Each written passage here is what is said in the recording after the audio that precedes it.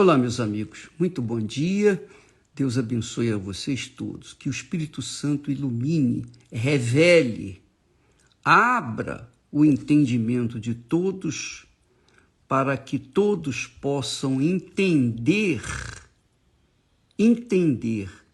a vontade dele para as suas respectivas vidas. Preste atenção, por favor. A gente tem visto, a gente tem assistido muitas pessoas que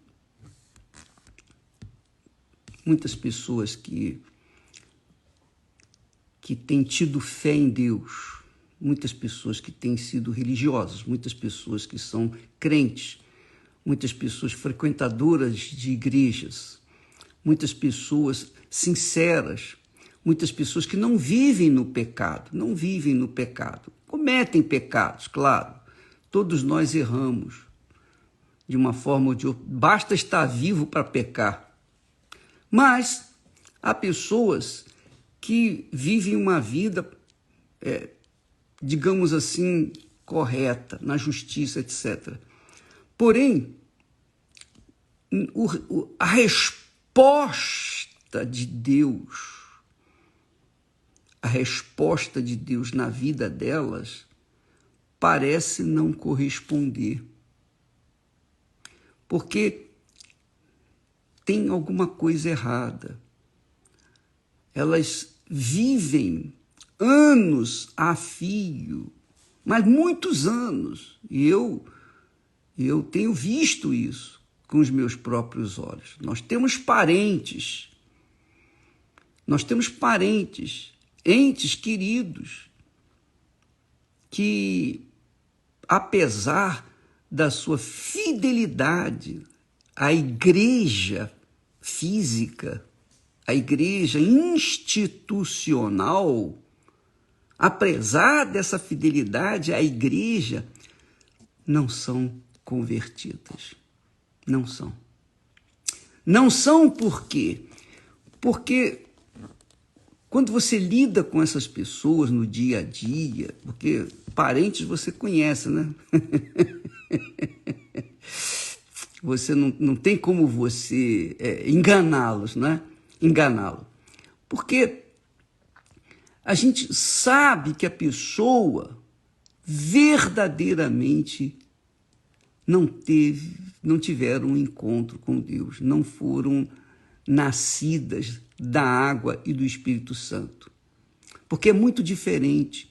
Quando a pessoa é nascida de Deus, quando a pessoa é nascida do Espírito Santo, ela é naturalmente, não é forçadamente, não.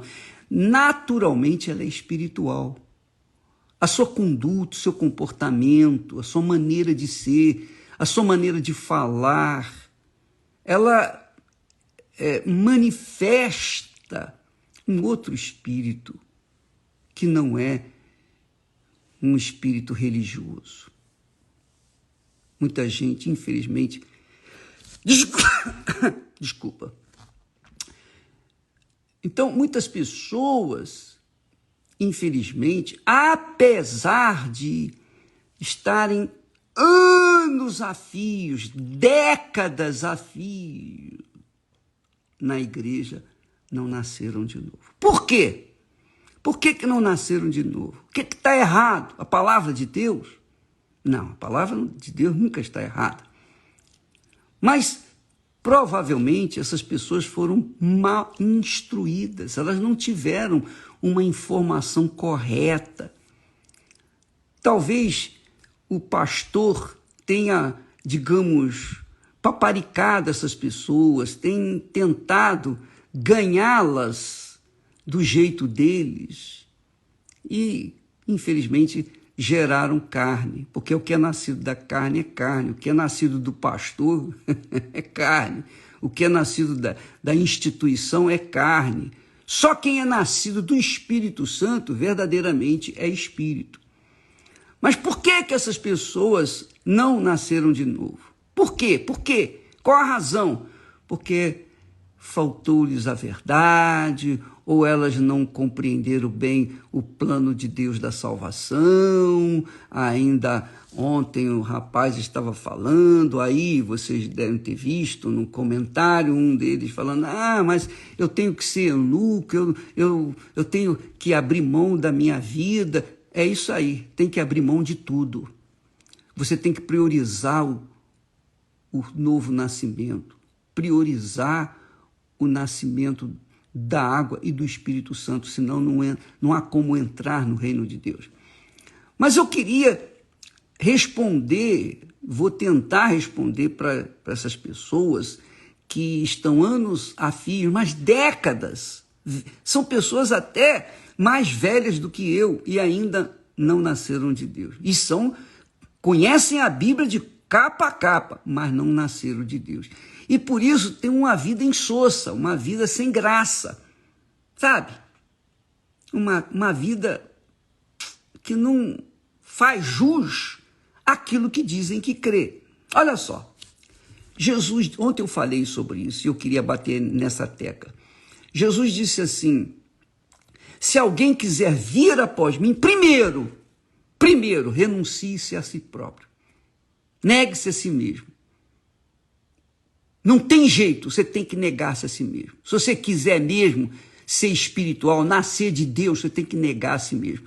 Por isso que eu já falei várias vezes, que antes de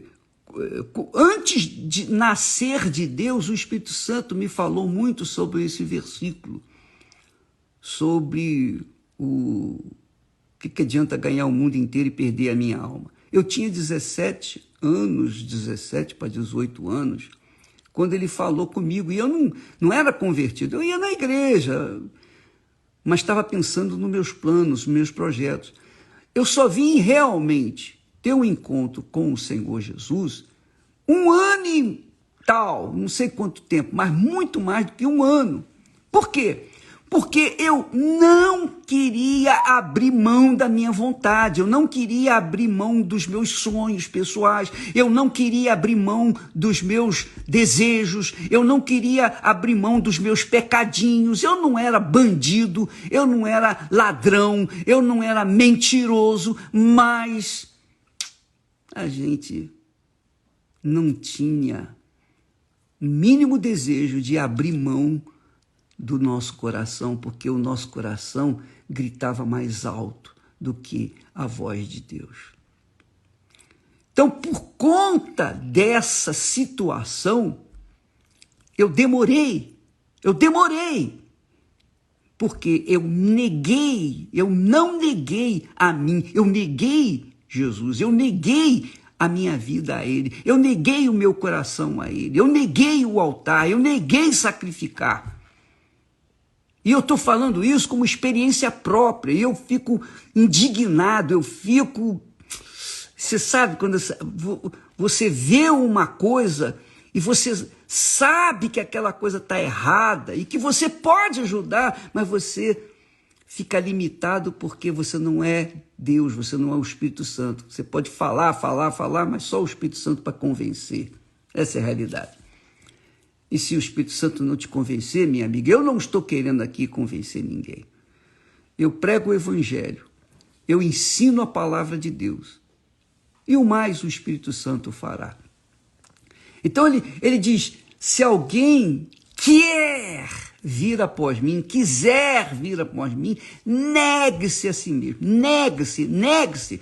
Você tem que dizer não para si mesmo, não para o seu futuro, não para os seus sonhos pessoais, não para tudo, não para sua mãe, para o seu pai, para os seus filhos, para sua mulher, para o seu marido, não para o mundo, não para todo mundo, não para si mesmo. Primeiro você tem que fazer isso. Se isso não acontecer, você não vai tomar a sua cruz. E se você não tomar a sua cruz, você não vai poder seguir Jesus. Então, nós vemos aí que há um sacrifício inicial para Deus mandar o seu filho Jesus. O único filho que ele tinha era Jesus. Para ele mandar o único filho dele a este mundo, ele teve que sacrificar, ele teve que sacrificar a sua vontade, ele teve que sacrificar a sua vontade. Jesus lá no Getsemane, antes de ser preso, julgado e assassinado, ele disse: a minha alma está profundamente triste até a morte. Quer dizer, ele sentiu na pele, ele sentiu na alma a dor da separação do Pai e do Espírito Santo para poder ser o meu Salvador, para poder dar a sua vida. Ele teve que negar-se a si mesmo. Se ele teve que negar-se a si mesmo, só ele pode dizer: quem quiser vir após mim tem que negar-se a si mesmo. Então, amiga e amigo, o que eu estou falando para você depende de você. Só você pode tomar a decisão. De repente você é uma pessoa fiel, você é fiel nos dízimos, porque ser fiel nos dízimos e nas ofertas é o mínimo, não é nada. O que é você pegar a primeira décima parte e colocar no altar? Você fica com 90%, só que para você ter os seus 90%, você teve que receber, não é, os 100% e devolver os primeiros 10%. E se você recebeu, é porque Deus lhe deu. Foi Deus que lhe deu condições para receber. Aí você vem dizer, aqui vem o incrédulo, o endemoniado, e diz: ah, mas eu que não trabalho não, para ver se Deus vai me dar. Claro, ele te deu mãos para quê? Você ficar se coçando? Por acaso você é macaco para ficar se coçando? Não, ele te deu sabedoria, força, vigor, o sol, o ar, a água, a vida. Te deu tudo. E o que você devolve é apenas 1/10. Mas não para ele não precisa de dinheiro. Ele não precisa de nada, porque ele já é perfeito e completo. Mas é para que você venha reconhecê-lo como Senhor na sua vida. Então, se não houver um sacrifício do seu eu, do seu coração, não tem negócio, não tem salvação. Você tem que sacrificar. Se o próprio Deus teve que abrir mão do seu filho para nos salvar, teve que sacrificar, por que eu não tenho que me sacrificar? Aí vem o crente endemoniado e diz: mas Jesus já sacrificou, eu não preciso sacrificar. Tá bom, então continua vivendo no pecado, continue vivendo a vida desgraçada, miserável que você está vivendo, e ninguém vai poder fazer nada por você, porque você é cabeçudo, é cascudo, você... Vou falar mais. Pensa bem, é revoltante, eu fico revoltado dessa situação. Por isso eu não gosto nem de estar com essas pessoas, porque quando elas começam a falar, dá vontade de fugir, sumir, desaparecer. De tanta vontade de falar, de pegá-la pelo corarinho e dizer: você precisa nascer de novo, você tem que negar a si mesmo. Se você não sacrificar o seu eu, você não vai entrar no reino de Deus. Não vai, você não vai ver o reino dos céus. Com toda a sua religiosidade, com todos os seus dízimos, com todas as suas ofertas, com tudo que você faz de bom, de caridade, você vai descer no inferno e ninguém vai poder fazer nada por você. Minha amiga e meu caro amigo, você me desculpa falar assim, mas é que quando eu toco nesse assunto, me dá sobe um calor dentro da gente, que dá vontade de entrar pela internet, chegar onde a pessoa, o religioso, a religiosa, que é crente há muito tempo, mas vive endemoniada, perturbada pelo espírito da religiosidade. E dá vontade de chegar até ela e sacudi-la, enfim. Mas entenda-me, Jesus disse: se alguém quiser vir, verdadeiramente, se alguém quiser vir a mim, renuncie-se a si mesmo.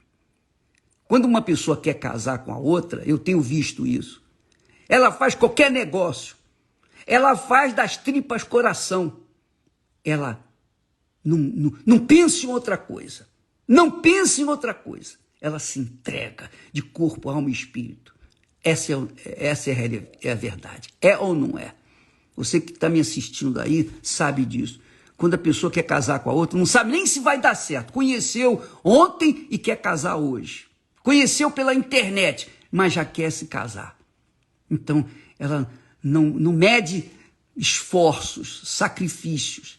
Ela faz das tripas coração. Às vezes, a pessoa sai de um estado, vai para outro estado, sai de um país, vai para outro país para casar com a pessoa que conheceu pela internet. E vai no lero-lero, e vai na lábia da outra pessoa. E ela faz todos os sacrifícios. Ela entrega tudo, alma, ou espírito, alma e corpo para outra pessoa. Mas quando se trata de Jesus, as pessoas ficam, murmurando. Mas essa é a realidade, o preço para entrar. Jesus disse que a porta que conduz à salvação é estreita, é apertada, e são poucos os que acertam com ela. Deus abençoe a todos em nome de Jesus. Amém.